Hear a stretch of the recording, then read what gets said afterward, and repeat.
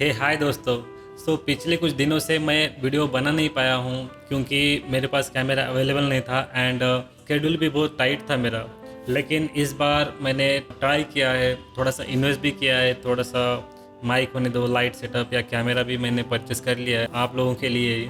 And दूसरी अच्छी बात ये है कि हम इस वीडियो का टॉपिक जो है वो पोस्ट प्रोडक्शन के लिए रखने वाले हैं। जो आप लोगों ने मेरे इंस्टाग्राम काम देखा होगा आपने, तो उस काम जो क्रिस्पनेस है या फिर जो इमेज की क्वालिटी एनहांस होकर निकल के आती है रेंडर के बाद, जो नॉर्मल रेंडर है एंड जो पोस्ट प्रोडक्शन के बाद का जो इमेज होता है उसमें बहुत ज़्यादा डिफरेंस होता है।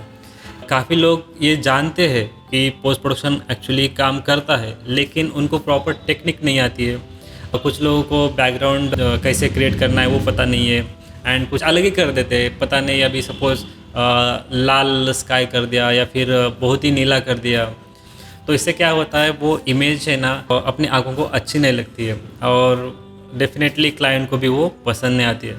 तो इसलिए हम क्या करेंगे कि इस वीडियो में हम वही कवर करने वाले हैं कि जो प्रॉपर रेंडर एलिमेंट्स होते हैं जिन्हें हम पासेस भी कहते हैं, उन पासेस को लेके फ़ोटोशॉप में उन्हें अच्छी तरह से ब्लेंड करके एंड पोस्ट प्रोडक्शन में उनको उसका एक्सपोजर होने दो, कलर ग्रेड होने दो, वाइट बैलेंस होने दो, जो भी चीज़ें हैं, कुछ एलिमेंट्स ऐड करना हो तो आप सब चीज़ें फ़ोटोशॉप में इजीली कर सकते हो।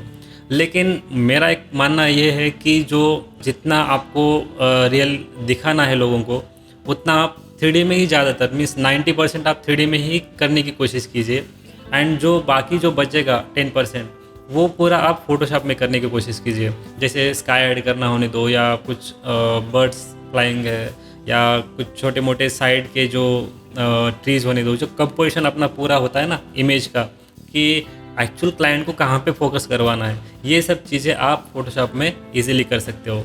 तो चलिए दोस्तों, तो हम देखेंगे फ़ोटोशॉप में कि जो पासेस है उन्हें एडिट कैसे करें।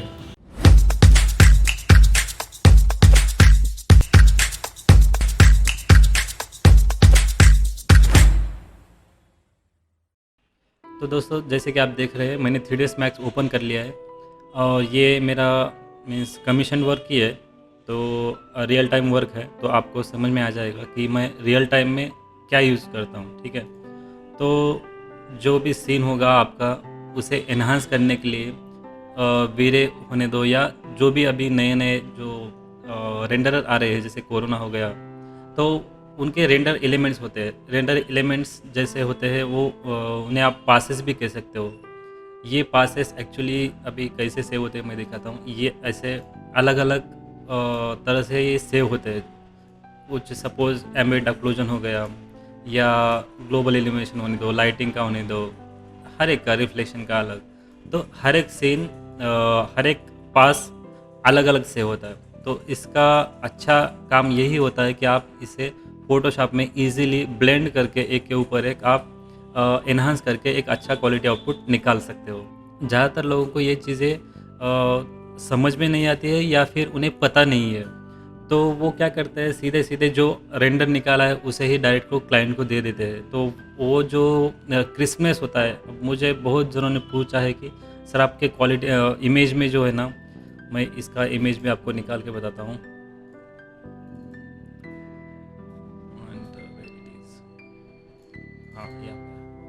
तो ये जो इमेज की जो क्रिस्पनेस है, आप जूम करके देखो, आप समझ में आ जाएगा। जो यहाँ पे लाइन आ रही है, जो क्रिस्प वो जो आता है, कोई भी टेक्सचर हो उसमें भी आपको एक क्वालिटी या फिर क्रिस्पनेस नज़र आती है।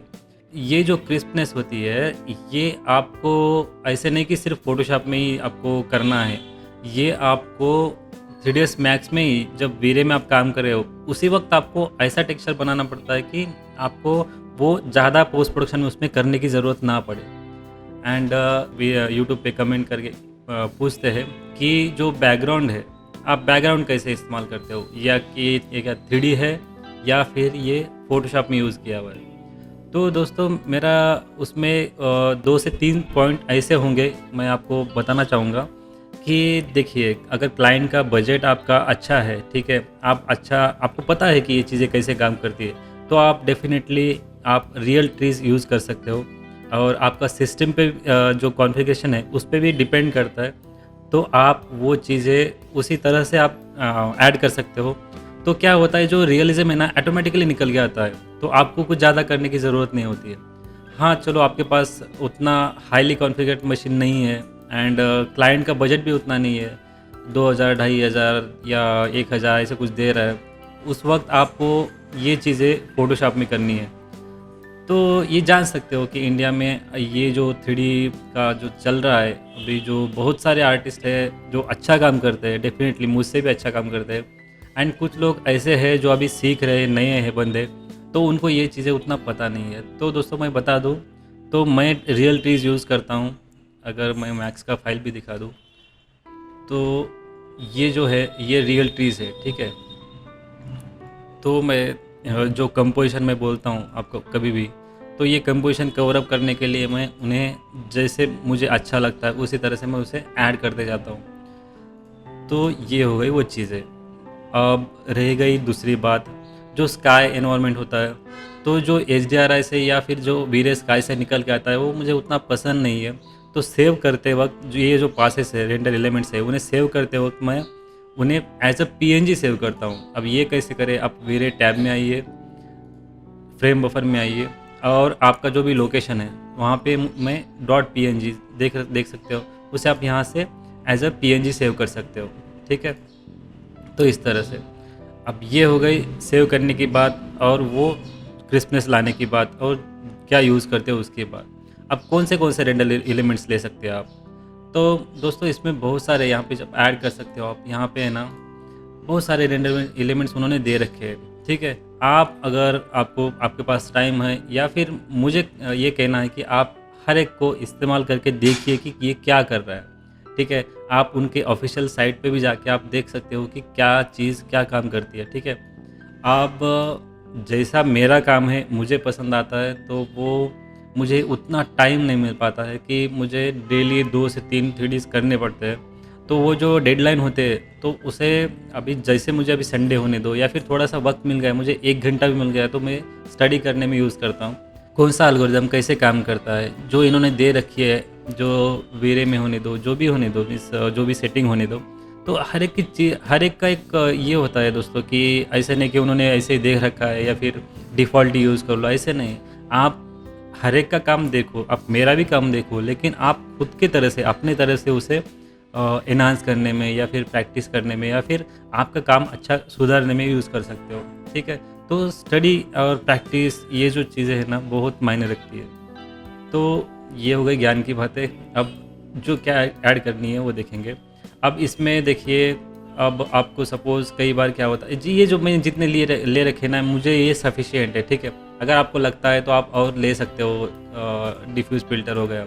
अब जैसे डीनॉइज़र है, तो ये डीनॉइज़र क्या करता है, जब रेंडर होने के बाद उसे ऑटोमेटिकली डीनॉइज़ कर देता है। जहाँ पे नॉइज़ आ रहा है ना, उसे हल्का सा कम कर देता है। उसका भी आप वैल्यू सेट कर सकते हो।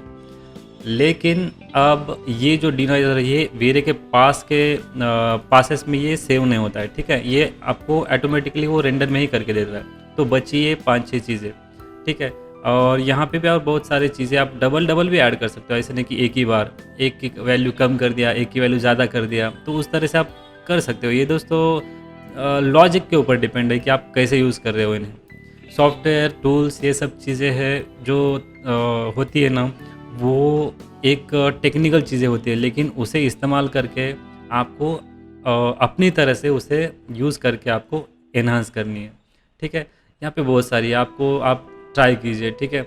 अभी एटमॉस्फेयर हो गया, या फिर जी डेप्थ का पास भी अच्छा होता है जब आपको डेप्थ ऑफ फील्ड का इफेक्ट क्रिएट करना होता है। लेकिन जैसे मेरे अभी क्लाइंट बन चुके हैं, वो सब उन्हें उतना करने की ज़रूरत नहीं पड़ती मुझे। तो इस तरह से अभी वायर कलर होता है। वायर कलर यानी जो भी आपका ऑब्जेक्ट का एक कलर आईडी होता है, जैसे ये कलर आईडी है, ये क्या करता है, ये एलिमेंट ऐसा एलिमेंट होता है कि ये जो मैं ओपन कर दूँ, तो ये आपको हर एक ऑब्जेक्ट का आप चाहे तो ग्रुप करके एक कलर कर सकते हो। अब जब पास आपको फ़ोटोशॉप में उसको चेंज करना हो, सपोज़ मुझे सिर्फ ये जो दिख रहा है ब्लूइश थोड़ा सा, या फिर ये ग्रे होने दो, तो मैं आसानी से क्विक सिलेक्शन करके उसे सिलेक्ट करके उसे कलर चेंज करना, या फिर रिफ्लेक्शन कम करना, ज़्यादा करना, जो भी चीज़ें आपको समझ में आ रही है वो आप उससे कर सकते हो। तो एक इजीली पिक करने के लिए ये काम में आता है। उसी तरह उसमें मटेरियल आईडीज़ जैसे होते अभी जो मैट आईडीज़ दिख रहे हैं, मटेरियल आईडीज़ दिख रहे हैं, इन्हें भी आप ऑब्जेक्ट आईडीज़ हो गए, इन्हें भी इस्तेमाल करके आप यूज़ कर सकते हो। लेकिन मेरे लिए उतना चेंज मैं जब भी काम करता हूँ तो 90% मैं जब 3D करता हूँ तो उसी वक्त ध्यान में रखता हूँ कि क्या चीज़ें कैसे काम करनी है। मैं ज़्यादा से ज़्यादा 3D में ही बनाने की कोशिश करता हूँ, ना कि पोस्ट प्रोडक्शन में काम या फिर मुझे फिर से उसे दोबारा कुछ काम करना पड़े, तो जिससे मुझे टाइम बच जाता है। ठीक है, तो ये हो गया वायर कलर, डी नोजल हो गया, और रिफ्रैक्शन और रिफ्लेक्शन। जैसे मैंने पिछले वीडियो में टेक्सचरिंग के ट्यूटोरियल्स मैंने क्रिएट किए थे, आपने देखा होगा वो, तो उसमें मैंने ये चीज़ें मेंशन की थी कि रिफ्लेक्शन क्या होता है, रिफ्रैक्शन क्या होता है। तो ये दो पासेस हो गई, लाइटिंग और ग्लोबल इल्यूमिनेशन। अब दोनों में क्या फ़र्क है? लाइटिंग यानी प्रॉपर लाइटिंग, जो लाइट आ रही है कहाँ से आ रही है, जैसे सोर्स लाइट हो गया, आपके स्पॉटलाइट्स हो गए, उस तरह से। और जो ग्लोबल होता है, जो आपका HDR एक एटमॉस्फेयर क्रिएट करता है, उसका लाइट जो होता है वो GI का होता है। ठीक है, एंड लास्ट में बचा है वीरे एक्स्ट्रा टेक्स बोलकर। अब ये क्या चीज़ होती है? ये पास होता है, बहुत इंपॉर्टेंट दोस्तों। अभी जैसे देखिए, अभी जूम करता हूँ मैं, तो ये चीज़ है ना, अभी सपोज़ आपको ये चीज़ अभी शैडो की तरह क्रिएट करती है। अगर ये चीज़ नहीं होती तो आप मान लीजिए यहाँ पे पूरा वाइट आ रहा है, तो ये जो डेप्थ है वहाँ पे आपको नज़र नहीं आता। इमेज ओपन करके दिखाता हूँ आपको, आप देख सकते हो यहाँ पे ये जो डार्किश एरिया आ रहा है यहाँ पे, तो ये एक डेप्थ क्रिएट करने के लिए। और जितना ज़्यादा 3D यानी वही तो होता है ना दोस्तों, जितना ज़्यादा डेप्थ होता है उसमें, उतना उसका आपको रियलिज्म नज़र आता है। ठीक है, वो हो गया वीरे एक्स्ट्रा टेक्स। अब उसे लेने के लिए आपको यहाँ पे पहले ऐड करना है वीरे एक्स्ट्रा टेक्स। ठीक है, उसके अंदर नीचे आने के बाद उसके पैरामीटर्स होते हैं, यहाँ पे आपको टेक्सचर में वीरे डर्ट लेना है। ठीक है, अब वीरे डर्ट यानी वही जो यहाँ पे जो मैंने बताया था आपको, वही हो वीरे डर्ट ही वो क्रिएट करता है। ठीक है, तो इसे एम्बिएंट ऑक्लूजन भी कहते हैं एनिमेशन के लैंग्वेज में। जो डेप्थ है ये चीज़ वो निकाल के आती है। तो वीरे डर्ट लेना है यहाँ से, तो मैं ब्राउज़र ओपन करता हूँ, तो ये मैंने यहाँ पे ड्रैग एंड ड्रॉप कर लिया। ठीक है, तो इसको ज़्यादा मैंने कुछ भी चेंज नहीं किया, ओनली रेडियस जो है इसका, अभी मैं इंचेस और फीट्स में काम करता हूँ, मैंने इसका 6 इंच रखा है। आप अगर सेंटीमीटर्स में या मीटर्स में काम कर रहे हो तो आप थोड़ा सा ट्रिक करके देखिए। और अपलोडेड यानी और अनअपलोडेड कर्सर जो होता है वो वही होता है। अपलोडेड यानी ये जो दिख रहा है वाइट वाला वो भी हो। ठीक है, वो रिवर्स करके भी देखिए, आपको ईजिली समझ में आ जाएगी। तो इसे जब आप फोटोशॉप में ब्लेंड करोगे तो आपको वो डेप्थ ईजिली नज़र में आ जाएगी। ठीक है, तो चलो सीधे चलते हैं आप फोटोशॉप के अंदर। ये सब चीज़ें मुझे लगता है आपको क्लियर हो गई होंगी। अगर क्लियर नहीं हुई तो मुझे नीचे कमेंट में बताइए, या फिर इस वीडियो को फिर से यहाँ से रिपीट देखिए। ठीक है, अब चलते हैं फोटोशॉप में। अब फोटोशॉप में दोस्तों आपको इजीली अगर सभी लेयर स्टैक में एक के ऊपर एक ओपन करनी है तो कर सकते हैं। अगर बाय डिफ़ॉल्ट अब ओपन करनी है तो आप डबल क्लिक कीजिए, यहाँ पे ऑब्जेक्ट्स रॉ, ये आप एक एक करके ओपन कर सकते हैं। ठीक है, ऐसे इस तरह से ये है रॉ अपना रेंडर। ठीक है, एंड इस तरह से आप अलग अलग ओपन कर सकते हो, लेकिन ये बहुत टाइम टेकन है। आप इसे इस तरह से एक के ऊपर एक ला सकते हो शिफ्ट ड्रैग करके, तो लेकिन ये बहुत टाइम टेकन है। तो इसका एक शॉर्टकट है, यहाँ पे आप जाइए फाइल में, scripts, load files into stack में जाइए, ब्राउज़, यहाँ पे आइए, एंड ये सब चीज़ें एक ही बार पिक कर लीजिए एंड इसे ओके कर लीजिए। तो ये क्या करता है, सब लेयर्स को एक ही फाइल में लोड कर लेता है, और जब ओके करते हो तो सभी एक के अंदर एक आ जाती है। इस तरह से थोड़ा सा टाइम लेगा दोस्तों। ये हो गया लोड। ठीक है, ये अभी वायर कलर में इसको ऑफ कर देता हूँ फिलहाल के लिए, अगर मुझे ज़रूरत पड़ी तो मैं यूज़ कर लूँगा। ये हो गया अपना मेन RGB वाला। आप इसे नेमिंग कर सकते हो। ठीक है, मैंने डिफ़ॉल्ट ऐसे शॉर्टकट डाल दिया इसमें, जो भी मुझे कीबोर्ड में प्रेस हुआ, तो मैं इसे मेन फाइल जो है वो नीचे ले लूँगा। अब एक एक करके करते हैं। ठीक है, मैं इसे ऐड कर देता हूँ। अब ये जो एक्स्ट्रा टेक्स्ट है इसे ब्लेंड कैसे करना है, तो आप इसे डायरेक्ट यहाँ पे आके इसे आप मल्टीप्लाई कर सकते हो। ठीक है, यहाँ पे मल्टीप्लाई कीजिए, इसे मैं Ctrl++ दबा देता हूँ, आपको मैं जूम करके बताता हूँ। इसे ऑन ऑफ करते हैं तो आप देख सकते हो दोस्तों, यहाँ पे जो ये चीज़ निकल के आ रही है, यहाँ पे जो डेप्थ आ रहा है, तो आप देख सकते हो। देखिए इसे कितना रियलिज्म, ऑटोमेटिकली वो रियलिज्म आपको आ रहा है। ठीक है, आपको ज़्यादा कुछ करने की ज़रूरत नहीं। अब यहाँ पे नेक्स्ट थिंग क्या कर सकते हो, इसका जो ओपेसिटी है पूरा 100% है, कभी भी इतना हाई मत रखिए दोस्तों। रियल टाइम में इतनी चीज़ें प्रॉपर या परफेक्शन नहीं होता है, तो आपको थोड़ा सा उसे ट्विक करना होता है, ठीक है। जितना आपको ठीक लग रहा है उतना रख लीजिए आप, ठीक है। ये हुआ वीरे एक्स्ट्रा टेक्स का। अब कभी कभी लैग क्या होता है, जो लाइट लेते हैं हम, लाइट का एक शैडो आ जाता है, तो मैं उसे ईजीली है ना इरेज़र लेके आप मैं उसे निकाल देता हूँ इस तरह से। अभी जहाँ जहाँ पे लाइट दी है सपोज यहाँ पे, ठीक है, इस तरह से आप कौन से भी लाइट ले सकते हो। अब ये मत पूछिए कि कौन से लाइट लिए आपने, ये चीज़ें आपको प्रैक्टिस करते ही सीखनी है, ठीक है। आप देख सकते हो, मैं इसे ऑन ऑफ करके देखता हूँ, जो जो डेप्थ आपको निकल के आ रहा है वो आपके सामने है। तो सेकंड थिंग, अब इसको लेना है स्क्रीन। अभी नॉर्मली ये सभी को स्क्रीन ही काम करता है। मैं इसे ऑन ऑफ करके दिखाता हूँ। देखिए ऑटोमेटिकली जो HDRI का लाइट है उसमें एनहांस हो रहा है, तो मैं इसे फिर से भी इसे भी कम कर लेता हूँ, ठीक है, जितना ठीक लग रहा है उसे। सेम इसको भी स्क्रीन ऑन ऑफ करके देखिए तो आपको समझ में आ जाएगी, जितना ठीक लगे उतना लेना है। इसे भी स्क्रीन करना है, इसे भी कम करना है। आप इसे मास्किंग करके भी यूज़ कर सकते हो, लेकिन मुझे उतना नहीं लगता कि मास्किंग करने की ज़रूरत पड़ती है। अगर आपको टाइम अच्छा मिलता है तो मास्किंग करके आप जितना पोर्शन, अभी सपोज इस पोर्शन में जो रिफ्लेक्शन ज़्यादा चाहिए या यहाँ पे ज़्यादा चाहिए, तो आप ऐसे ले सकते हो। अब जिन जिन को प्रॉब्लम होती है ग्लास के रिफ्लेक्शन में, वो यही चीज़ें हैं जो मैं आपको बताना चाहता हूँ कि ये दो चीज़ें होती है जिससे आपका जो रिफ्लेक्टिविटी है ग्लास की होने दो या फिर आपकी जो सीन की है वो आपको यहाँ पे निखर के आती है, ठीक है। ये हो गया दोस्तों। अभी देखिए, अब इन सब को मैं ग्रुप कर लेता हूँ पहले तो आपको दिखाने के लिए। तो देखिए मैं ऑफ़ कर दिया एंड ऑन कर दिया। आप चाहे तो मैं इसको आपको जूम करके बताता हूँ, ठीक है। तो देखिए ये रोड का टेक्सचर देखिए कैसे एनहांस होकर निकल के आ रहा है, या फिर ये जो कॉर्नर होने दो, आप कौन सा भी एरिया जूम करके देख लो, आपको समझ में ईजिली समझ में आ जाएगा। देखिए तो ईजिली वो जो डेप्थ है, जो कलर का लाइट का एनहांसमेंट है या टेक्सचर का एनहांस है, वो ऑटोमेटिकली निकल के आती है। अब रही बात पीछे एनवायरनमेंट की, ठीक है। तो मेरा एक बैकग्राउंड होता है ऑलरेडी, ये इसमें ज़्यादा कुछ नहीं दोस्तों। ये एक ट्री का बैकग्राउंड है जो आपको इंटरनेट से मिल जाएगा, PNG बोल के आप ढूंढ सकते हो, ट्री बैकग्राउंड बोल के। एक स्काई का टेक्सचर है और कुछ एक कॉर्नर वाले ट्रीज़ है और कुछ उड़ते पंछी जो भी है, ठीक है। अब आपको इसमें जो लेना है वो ले सकते हो, ठीक है। उसमें ज़्यादा लेने की ज़रूरत नहीं है। मैं स्काई लेता हूँ एंड एक बर्ड वाला पोर्शन लेता हूँ इसमें से, इस तरह से। अब इसे लानी है बैकग्राउंड में, तो जितना आपको ठीक लग रहा है वहाँ पे छोड़ दीजिए उसको। इसे आप कम ज़्यादा भी कर सकते हो। कम ज़्यादा करने से पहले इसे स्मार्ट ऑब्जेक्ट बोल के इसे स्मार्ट ऑब्जेक्ट कन्वर्ट कर लीजिए, तो इसका पिक्सल फटेगा नहीं। एंटर, ठीक है, जहाँ पे आपको अच्छा लग रहा है। एंड जो बर्ड्स है तो इस तरह से आप इसे Ctrl+T करके यहाँ से हॉरिजॉन्टली फ्लिप भी कर सकते हो। मैंने 2 ले रखी थी क्योंकि मुझे फ्लिप ना करनी पड़े, तो जितना मुझे पॉइंट जो भी सेकंड भी बच जाए यार तो अच्छा ही होता है ना, इस तरह से।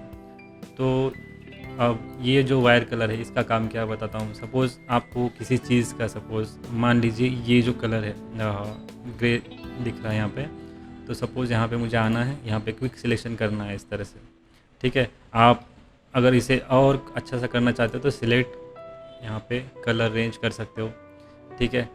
चीज़ें होती है, आपको समझनी है, आपको करनी है। यहाँ पे आप उसका टॉलरेंस कम ज़्यादा करके भी कर सकते हो इस तरह से, ठीक है। ये फाइन नहीं कर रहा हूँ, आपको समझाने के लिए कर रहा हूँ। आपको फाइन अगर करते उसको बहुत टाइम लग जाएगा, ठीक है। मैं क्विक सिलेक्शन कर लिया यहाँ पे, और यहाँ पे आके मैं Ctrl+J कर लेता हूँ। चाहे तो आप इसे मास्किंग भी कर सकते हो, ठीक है। ये मेरा शॉर्टकट में जिस तरह से काम करता हूँ वो चीज़ें आपको बता रहा हूँ। Ctrl+J आने क्या होता है, ये एक उतना ही लेयर का एक डुप्लीकेट बना लेता है, ठीक है। तो मैं इसको आसानी से है ना, इसको सपोज़ U दबा दिया मैंने तो ह्यू सैचुरेशन होता है, तो इसको मैं कलराइज कर सकता हूँ। देखिए इसको जो चाहे आप कलर कर सकते हो। अगर क्लाइंट ने बता दिया कि उसे अर्जेंटली उतना ही चेंज करना है तो आपको दोबारा रेंडर ना करना पड़े तो आप इजीली उतना पोर्शन का कलर चेंज कर सकते हो, या फिर कि कुछ टेक्सचर देना हो। अभी ये दोस्तों ये देखिए, मुझे ये जो फ़ोटोशॉप था मैंने इसे खूब अच्छी तरह से पहले जब एनिमेशन में मैं स्टार्ट किया था तब मैं वीएफएक्स में भी था, तो मैं फ़ोटोशॉप को एज अ टूल नहीं, एज अ इतने चीज़ों के लिए नहीं, मैं इसे इसमें डिजिटल पेंटिंग होने दो वो सब चीज़ें भी मैं कर चुका हूँ, तो मुझे ये चीज़ें उसमें पता है कि ये चीज़ें कैसे काम करती है। तो आपको फ़ोटोशॉप भी डीपली सीखनी होगी, ऐसे नहीं कि सिर्फ वीरे सीख लिया आपने या फिर मैक्स सीख लिया और काम होगा, ऐसे नहीं होता। तो इस तरह से ठीक है, देखिए कितना कितना सिर्फ 2-3 सेकंड या 4 सेकंड लग जाती है आपको इतना चेंज करने में, आपको समझ में नहीं आएगा कि ये आपने 3D में नहीं फ़ोटोशॉप में किया है, ये कोई भी नहीं बोल सकता। कंट्रोल अल्ट शिफ्ट ई जब दबाओगे तो पूरा का पूरा एक स्क्रीनशॉट निकल के आता है उसका, देखिए। अब इसको मैं क्या करता हूँ, और थोड़ा सा ट्विक करने के लिए ना, फ़िल्टर, कैमरा रॉ फ़िल्टर, इसमें जाके थोड़ा सा इसमें कॉन्ट्रास्ट, इसका क्रिस्पनेस वगैरह बढ़ाने के लिए क्लैरिटी, देखिए देख सकते हैं आप। ठीक है, थोड़ा हल्का सा, आप ज़्यादा ऐसे नहीं कि कोई भी चीज़ आपको ज़्यादा नहीं करनी है, हल्का सा एनहांस करना है। ठीक है, थोड़ा सा वाइब्रेंस बढ़ा लिया, थोड़ा सा इसको विनेट डाल देते हैं यहाँ पे लेंस का डिस्टॉर्शन में, इस तरह से। अब ब्राइटनेस एक्सपोजर भी आप चाहे तो कम ज़्यादा कर सकते हो, यहाँ पे हाईलाइट्स थोड़ा सा कम। देखिए दोस्तों, ये फिर से वही आती है, ये आपको किस तरह से करनी है, क्या करनी है, कितना चाहिए वो वैल्यूज़। ऐसे नहीं कि यहाँ पे इतना ही वैल्यूज़ रखना है, ये दोस्तों हर एक फाइल में, हर एक 3D में अलग अलग होगा, लाइट के ऊपर होगा, टेक्सचर के ऊपर होगा, इस तरह से। देखिए मैं ऑन करता हूँ, देखिए इस तरह से सिर्फ 2-3 क्लिक ही किया उसमें, लेकिन एनहांस हो गया। तो ये चीज़ है दोस्तों, ये मैटर करती है कि अभी आपका मॉडल कैसा है, आपका टेक्सचर कैसा है, आपका एनवायरनमेंट कैसा है, सब चीज़ें डिपेंड करती है। तो प्रैक्टिस कीजिए दोस्तों, प्रैक्टिस के अलावा इसमें कुछ भी ज़्यादा ये नहीं है। इसमें आपको अगर प्रो होना है तो यही चीज़ें है, ठीक है। तो इसे आप अभी सेव करना है, मैं सीधे सीधे सेव एज़ करके इसे जेपेग करता हूँ यहाँ से।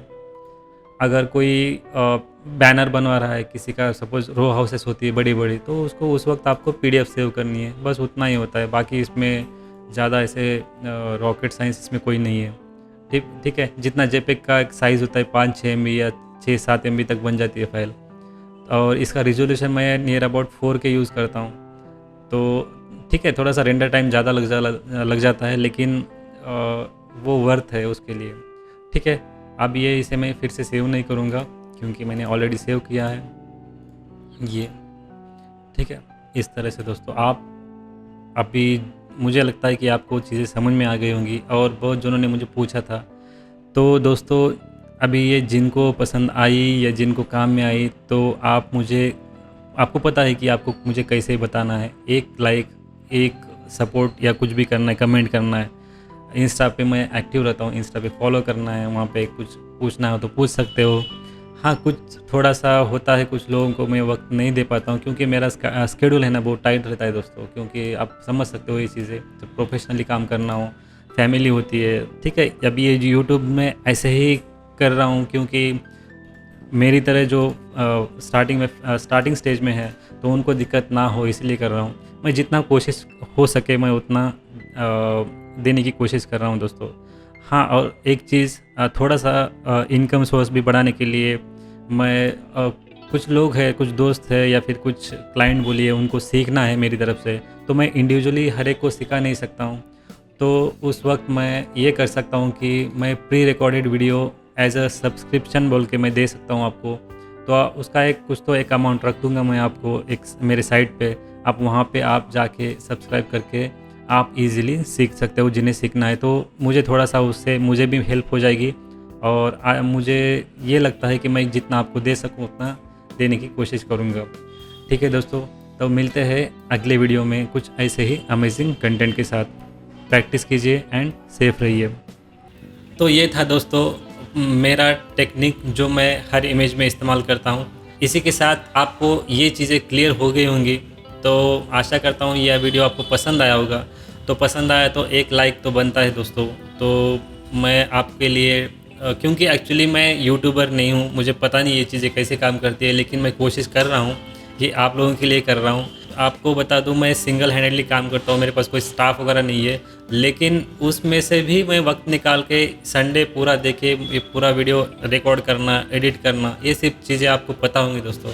तो इतनी मेहनत के लिए तो 1 लाइक तो बनता है। तो चलिए दोस्तों, मिलते हैं अगले वीडियो में। तब तक के लिए प्रैक्टिस कीजिए एंड सेफ रहिए एंड मिलते हैं अगले वीडियो में। पीस।